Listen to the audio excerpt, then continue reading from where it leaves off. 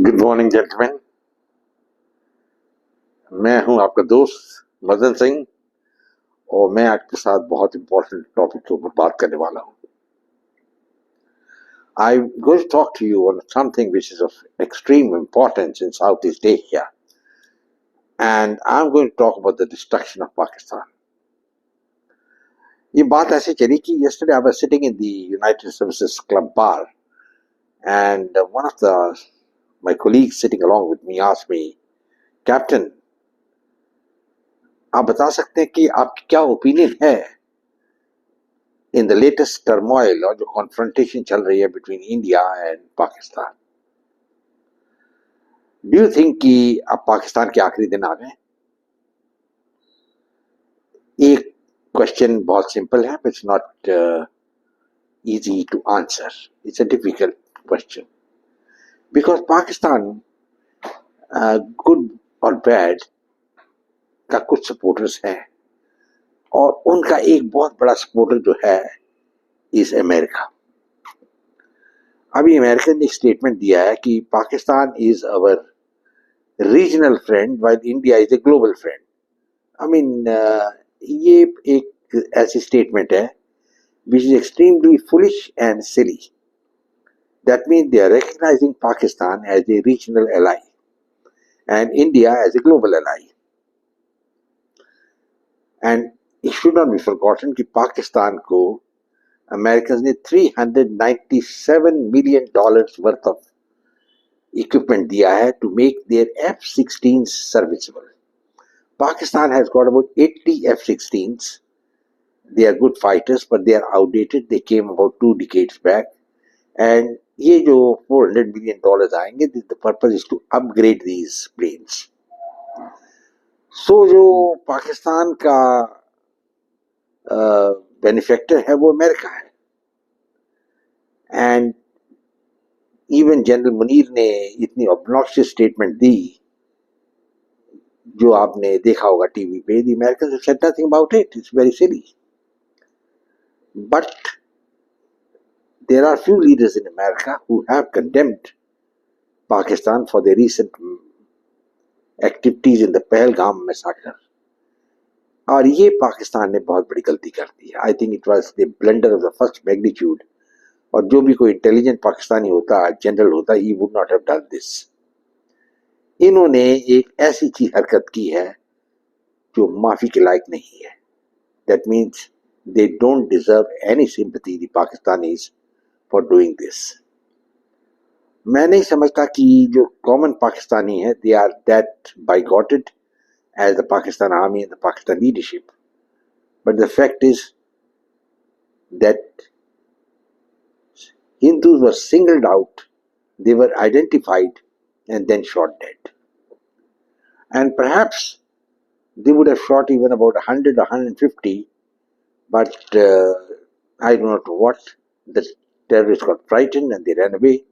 They thought they made their point, but they had done a blunder, a disaster. Because उसका ये result ये हुआ कि Indian nation is now in arms. हर एक Indian जो है, in particular the Hindus, are feeling कि वक्त आ गया है कि we should not be taken lightly.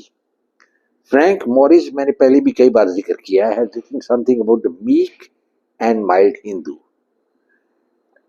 उसने ठीक बात लिखी थी, because Hindus are known to be meek and mild. अगर ये मीक एंड माइल्ड नहीं होते, how could they be ruled by the Muslims for 800 years? मुझे समझाइए ये बात। और मुगल बादशाह जो राज करते थे, most of their courtiers, most of their general were Hindus. Even Aurangzeb के जनरल जो थे हिंदू थे।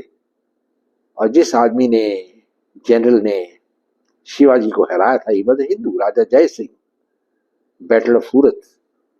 तो ये पास्ट हिस्ट्री है हिंदुओं की कि they believe always in pacifism, number 1, meek and mild, और जो भी हुकूमत पावर में उसको सपोर्ट करना।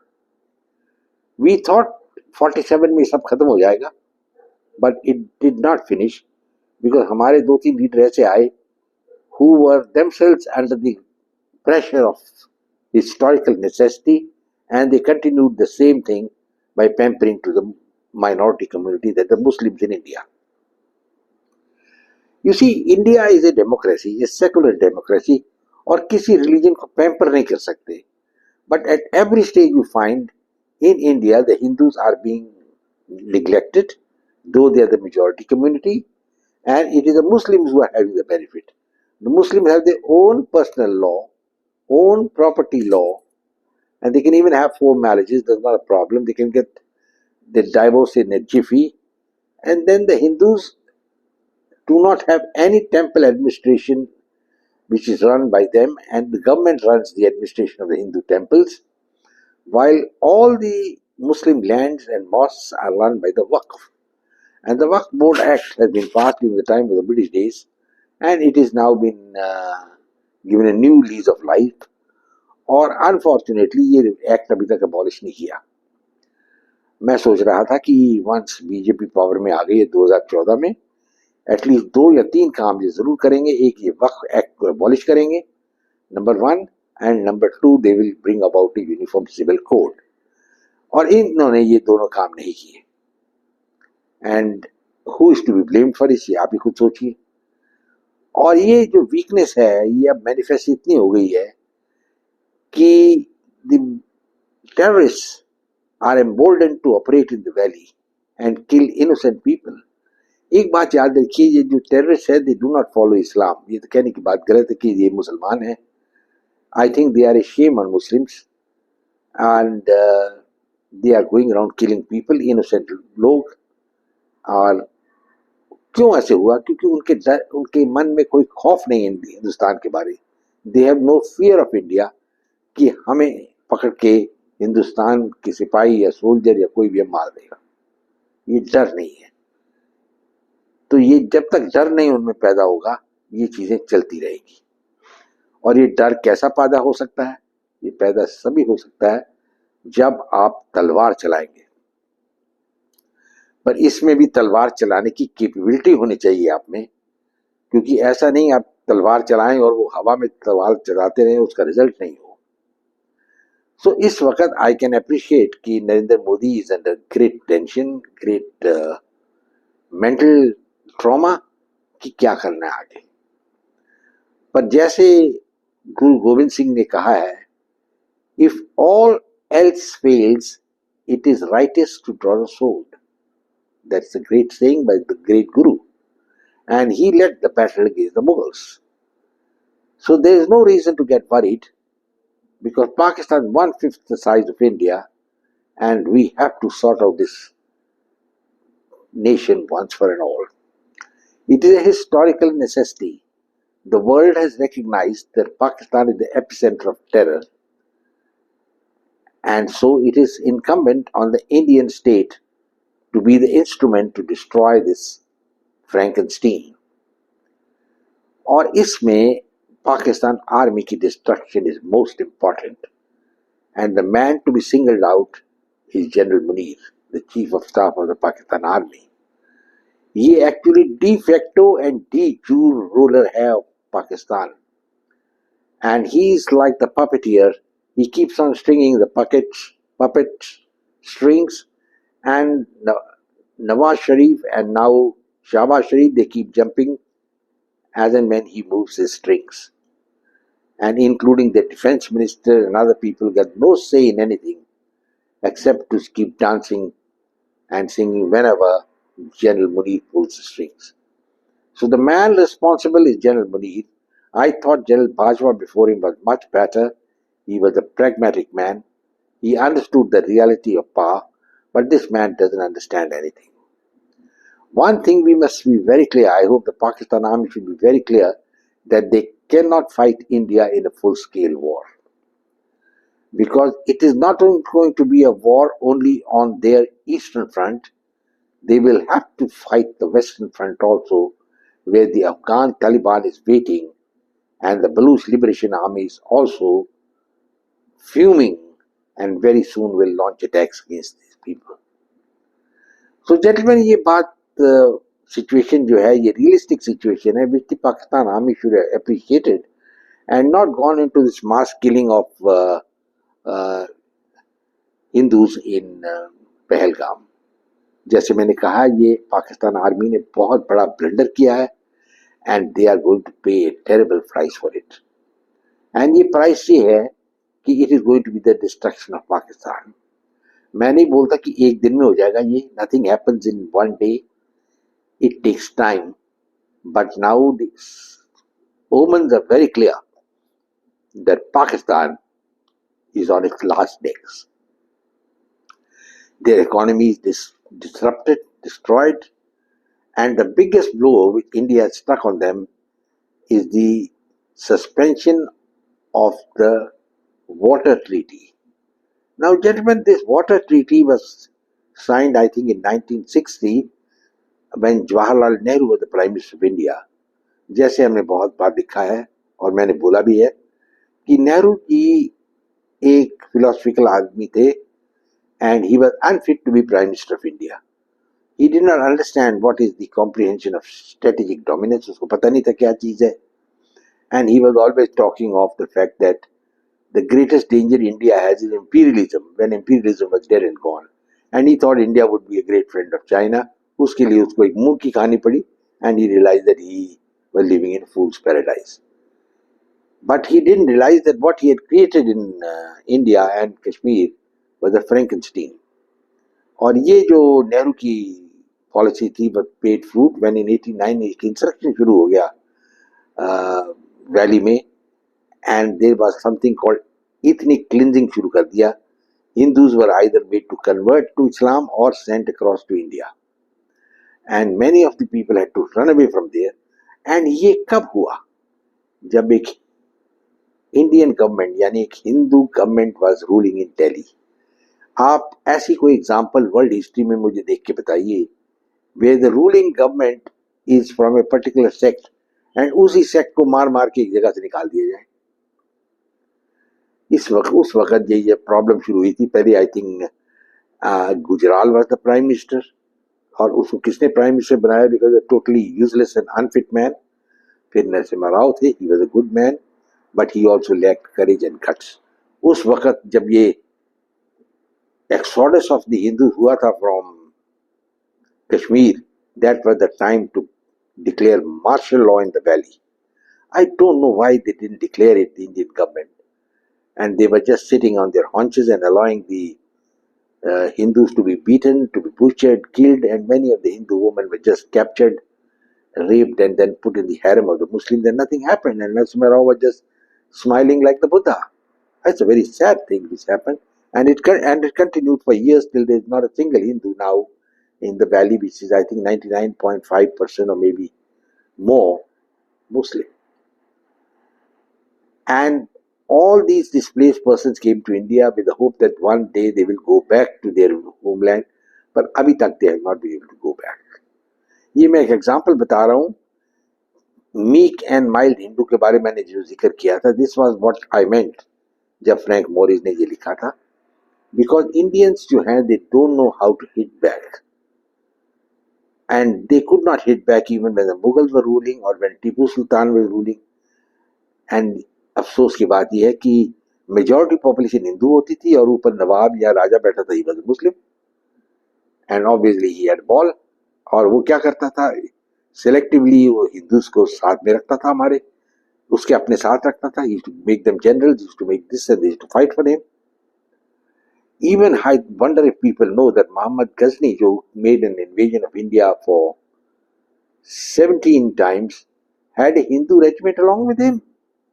तो ये एक बात लोगों को हजम करनी चाहिए कि हिंदूज जो हैं themselves are their own enemies. और इस वक्त भी देखिए जब इतनी बड़ी कैलेमिटी हो गई है in Pahalgam and selective killing has taken place, we have no wholesale condemnation from the Indian opposition. Just to say, well, tourists have been killed and all that, and we are sorry, it's got no relevance. It is not the tourists who have been killed, it is selective killing of Hindus, and this has to be recognized. And Narendra Modi has recognized it, I will say that. But आगे क्या होने वाला है? What is the next? This is the question which was asked to me in the past. पर मुझे मेरी जो राय है वो it is like this, कि once the river starts rising, it rises up to this level, then it goes over your head. And now the river has risen over the head, and the Hindus once for all have decided that it's time to teach Pakistan a lesson we will never forget. They have done the best thing possible by stopping the flow of the river waters to Pakistan.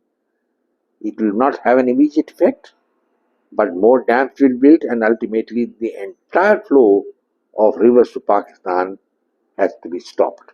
इसमें आपको एक sustenance रखना पड़ेगा. You have to pursue this matter with the greatest force to see that Pakistan doesn't have a chance to breathe.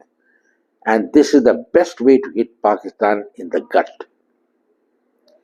Pakistan ने already कहा है कि अगर आप रिवर फ्लो बंद करोगे तो it will be treated as an act of war. Very well, you can treat it as an act of war, and India should be ready for it. Second thing is, there is a need to attack the terrorist camps which are flourishing in Pakistan.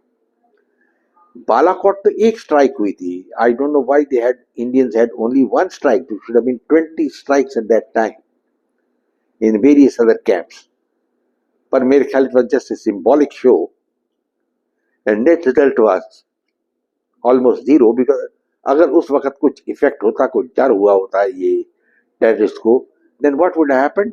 They wouldn't have done what they have done this time. Another thing is the complacency. Hindus में एक चीज है कि they are very complacent. अरे भाई everything is okay. Now मैं जानता था कि Vice President Vance is going to be in India, and definitely terrorists कुछ और धमाका करेंगे, and they did it. They did the same thing when Clinton was here in India, when about 46 were massacred. And in addition, when Donald Trump was here, again the Islamists had started rioting in and around Delhi on the CAA and gave India a bad name. और मोदी जी की complacency देखिए इस critical moment में, when all it was expected that this will happen, he was sitting in Saudi Arabia and enjoying himself by getting a guard of honor from the aircraft of the Saudi Air Force which is following him and making him land. All that is good. It shows the prestige of Modi. But brass tacks, एक अंग्रेजी का word है, you've got to face up to the fact. The fact is, you've been made the Prime Minister of India to look after the safety and security of the country. And if at the critical moment, and you just vanish to Saudi Arabia, when the American Vice President is in India, I think was a mistake. That's the least I can say about it. And maybe I don't know what he was trying to show to the American president, that look, I'm a very independent man or something like that. This is the same thing he did when he annoyed Putin, when he went to a conference a meeting with Putin in Moscow, and immediately within a short time made a visit to Ukraine. I mean, he thought he was going to get the Nobel Prize for Literature, and for peace, and even at that stage I knew he was going to win nothing. Maybe they'd give him not even a rose, he didn't get anything, and even now not going to get anything. So he has to realize that it is the mailed fist that counts. And I don't think he's on the right track even now. I'm a great supporter. I will say he's one of the best prime ministers India had. But there are certain things which he has done which militate against India being a superpower. And one of these is trying to cut the defense budget. And one of the methods which he used to cut the defense budget is to have the Agni Veer scheme. This was the scheme given to him by General Rawat. General Rawat, will not say a word about him, of the man who passed away, but definitely he didn't do a good deed by doing this thing, and he panned it to the government in helping them reduce the budget. At a stage when India is facing such a tremendous danger like Pakistan, you're thinking of cutting the defense budget is an extremely foolish thing. The Chinese have an armed force of about 25 to 30 lakhs, and we have to match up to that. We have started having Agniveer to reduce the budget. I don't think it's a great help. Anyway, I think Mr. Narendra Modi has finally realized, and he is going to act. मेरी opinion ये है कि ये तो बहुत अच्छा हुआ कि पानी बंद हो गया Pakistan ka, and very soon, if this is followed, Pakistan will be barren, and if they feel it's an act of war, well, they can fight the war. Pakistan will not be able to fight India for more than a week or 10 days. They don't have the wherewithal, the ammunition to fight. They are fanatic, all right, but fanaticism doesn't give you victory. They will also have to face the Baluch Liberation Army, the Taliban Pakistan, which are the internal revolutionaries, and of course the Taliban from Afghanistan, and the Pathans will be fighting in the northwest frontier. This is the best time when India can strike. And as I've said, the best way is not an all-out invasion. It is not going to be a help. What we require is selective attack, and let the onus of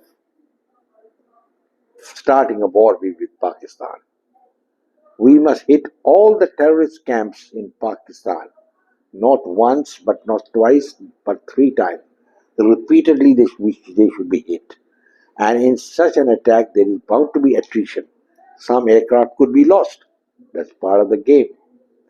So the first thing is to attack these terrorist camps.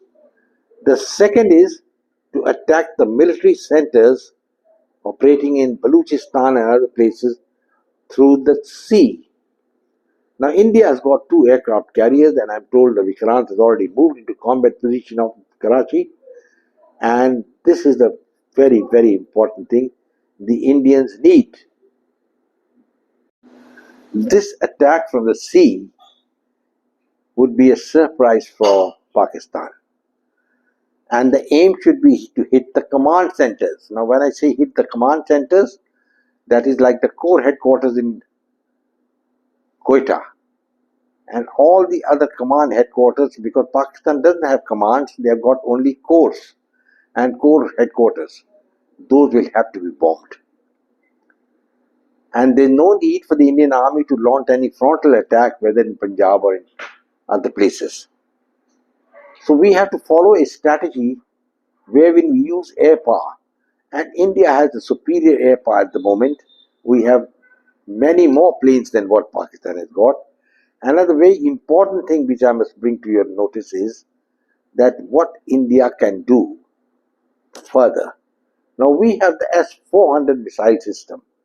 It's got a range of about 350 to 400 kilometers, and it will cover the entire Azad Kashmir, the so-called Azad Kashmir. And I would say that it's Pakistan occupied Kashmir, and any aircraft taking off even say 100 miles from the Indian border can be targeted. The F-16 will be nullified by the S-400 missile system. These, I believe, have been activated by the Indian Air Force, and that's a very good thing. And Pakistan has a soft underbelly, and that soft underbelly is the coast of Pakistan. If you remember, when the Second World War was gone, Winston Churchill had made a statement that Italy is the underbelly of the Axis powers, and we have to attack it. And that's what they did. So I will say the underbelly of the Pakistanis is their coast.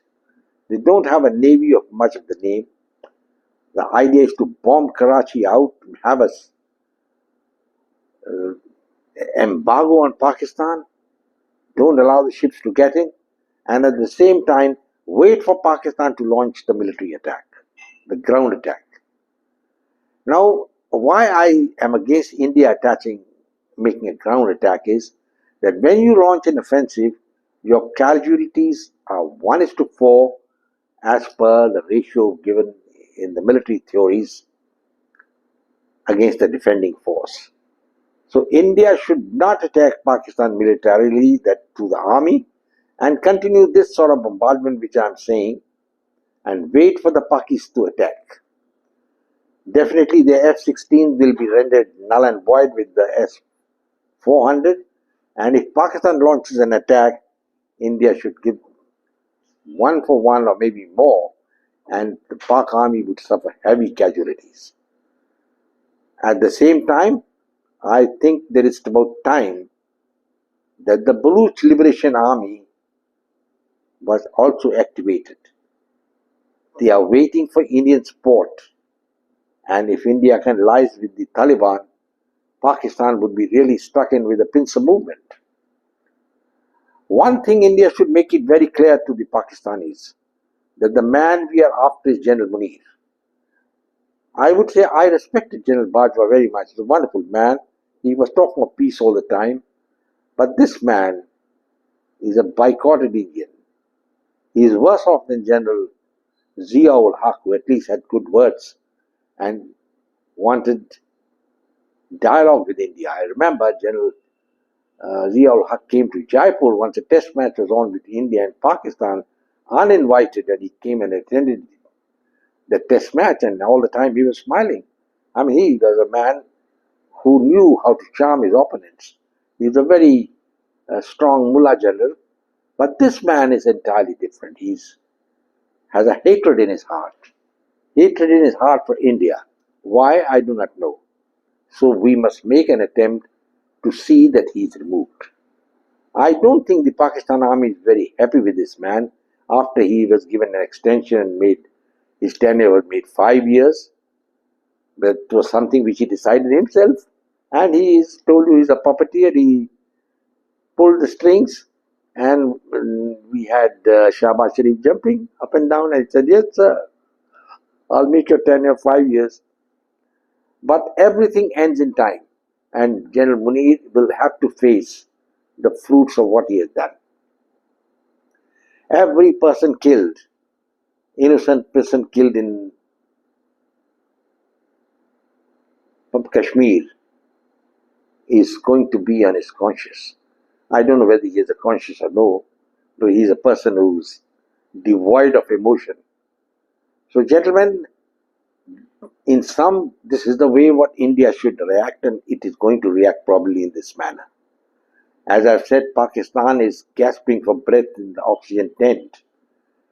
And if India can play its cards properly, starve Pakistan of water, wait for them to launch the attack, fair enough, do it. At the same time, carry out the massive strikes on the Pakistani terror camps with all these luxury Toiba and all these characters sitting there. And at the same time, launch an attack from the Navy, from the sea, from our aircraft carriers. And I think Pakistan is going to be a serious problem. And there should be coordination between the Indians, the Baluch Liberation Army, and the Afghan Taliban. And I think Pakistan will be on its knees inside 10 days. This is my reading, but then what is required is that you have to forget about the meek and mild Hindu. You're going to change the script, the old script, which was there when the Rajputs en masse supported the Mughal rule. That is why in one of my videos I said the Mughal rule was actually a joint rule with the Rajputs, and they were persecuting the other Hindus. There was no persecution done in Rajasthan because they were the allies of the Mughals. So we have got such people even now in India like that. I will not name them, you all know them. There's one man who is desperate to become the Prime Minister of India. Bhai, mujhe Prime Minister banao. And he doesn't have the capability. I'd be glad to see in case he goes to jail for the offences which he has committed and eaten up the money. I don't know whether he's a Hindu or a Christian. It's irrelevant. But the fact remains, I think his thinking is that he should be the Prime Minister of India, come what may. India go to the dogs. This man has done enough damage to India, and any other country, an opponent of this type, would be sent into jail. If you remember, there was an opponent of Vladimir Putin. He was put into jail and he died there. I don't say he should die, don't take it that way. But aware is that he has to face the grapes of wrath which he has sowed, this man. There are many others. Some of the Muslim leaders, I don't mind naming them. Owaisi is one of them. He's living in a dream world. in the 16th or 17th century. He doesn't want to modernize Islam. He doesn't want Islam to become like what it is in Turkey. No, he doesn't want that. He just wants his pound of flesh, that he should be the leader of the Muslims, which he is incapable. And he will never be, because the educated Muslim will never accept this man's old-fashioned draconian policies. Well, gentlemen, I think I've spoken enough now. I hope you like this video. I'm very clear in my mind that Pakistan's last days are there.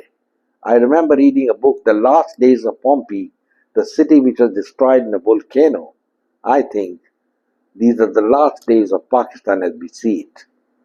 And Pakistan, by killing innocent people in Pahalgam, has done something for which even God will not forgive them. I will close now, gentlemen, and say goodbye and God bless. I hope you liked my video. Please share it with your friends and come back for more. Bye bye, God bless, and Jai Hind.